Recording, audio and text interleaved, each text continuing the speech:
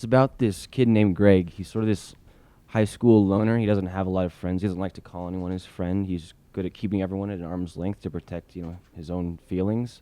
But he does have this one friend that he kind of refers to as his coworker, and together they make these homages to classic foreign cinema. But they don't really show them to anyone. He kind of keeps them to himself until his mom forces him to befriend this girl in his class who's diagnosed with leukemia, played by Olivia. And so it's kind of about how their friendship is blossoming as she's kind of dealing with this sickness, this disease. It's submission by my agent, and it's that simple. And I read it and absolutely adored it. It was so honest, and it just captured adolescence in a way that I'd never seen before, in a way that was both unique and fresh and honest and original. And then it gently kind of took a turn and became about something much more than that.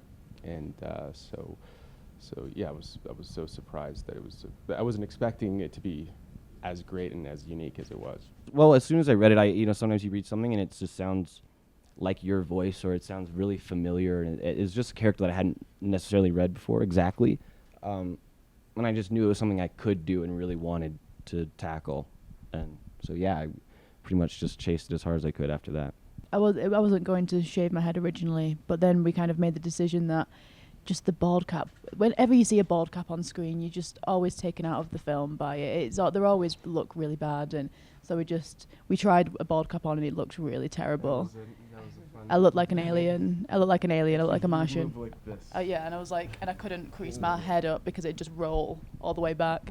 So we shaved it, but I think the night before I got really nervous because I never really thought it was going to happen, and then we shaved it on camera and we kind of shaved a mohawk in, and I was like laughing like haha mohawk, and then I started to shave the front, and then Thomas and RJ cleaned up the back for me, and then that's when I really started to go. But I was just ready for this feast of a character, and I felt so just lucky to have been plucked to play this character. I would have given anything to do it, as well as RJ and Thomas. I just feel like they just looked for the weirdest dude in the world and was like, oh, okay, he's cute, so let's, But really, my manager called me and was like, okay, RJ, we have, a script for you that you fit for, And 9 times out of 10, it's just like, okay, RJ, let's see what it's, like, let's read through it. And when I was reading it, it was just like my voice, and it was just died down. And so then I went to the audition, and I was like very, very nervous. I didn't eat that morning or nothing like that. And so when I did it, and then Angela called my manager back, I was like extra excited. And then I met Thomas, and then I met Alfonso, and they were both like, very like different than what I thought they were going to be. I thought it was just, okay, we're working with you, we like you, and that's it. They were like, dude, bring it in, give me a hug. And I was like, oh, okay, and then it became very fun. And, I'm just glad that I was able to be a part of this project, Well, I wanted to be a part of it because of Alfonso. We had worked together on American Horror Story, and in fact, I had only read that he was directing some movie, and it happened to land during my hiatus from Nashville. And so I emailed and I said, Alfonso, if there's a part in your movie, I would like to play one, please. And so then he sent me the script. So I didn't even know what an amazing script it was. And then he sent the script, and, Jesse's script is just beyond incredible. And so I just was thrilled to, and, I loved the little part, and it was kind of perfect for my hiatus and all those things. But I just had the most wonderful experience working with all these people, and Alfonso is amazing, which I knew. I met Alfonso at a yogurt store called Twirl. So that's when the business is good. On Larchmont, yes. And that's when it all started. I had directed my first Glee, and I felt now I was someone that could come up to you and introduce myself, because you had done a cameo in the show or something like that. So now we're friends. We're old, Yeah. We're coworkers. So my sister, I brought my sister with me, and Molly Shannon's in that place. Let's go say hi. I feel like the luckiest girl in the world just gets luckier to get to work with Alfonso. Mm-hmm. So I can't even express how fortunate I feel to be in this wonderful movie with these amazing actors.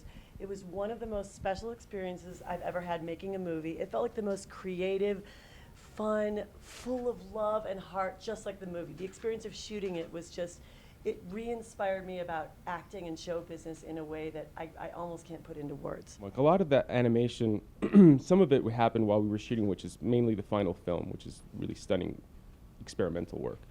And the claymation stuff started coming in as we were cutting the movie.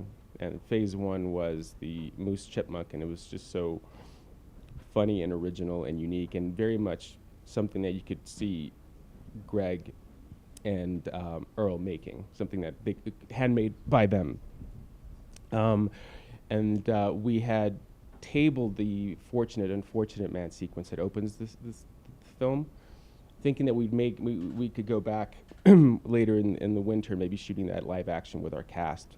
But when I saw the moose chipmunk, I was so inspired that we figured, well, let's see what they could do with the Fortunate Unfortunate Man. That had already been storyboarded as if we were going to shoot it. One thing that was was really fun and challenging, and you were there that day, was there's an open, or we shot it together, yes, obviously, but there's the opening sequence where we basically, Alfonso created this amazing shot, one-er shot that went completely around the entire house, where my character, the mom, tells Greg that in no uncertain terms he is going to make friends with this girl with leukemia.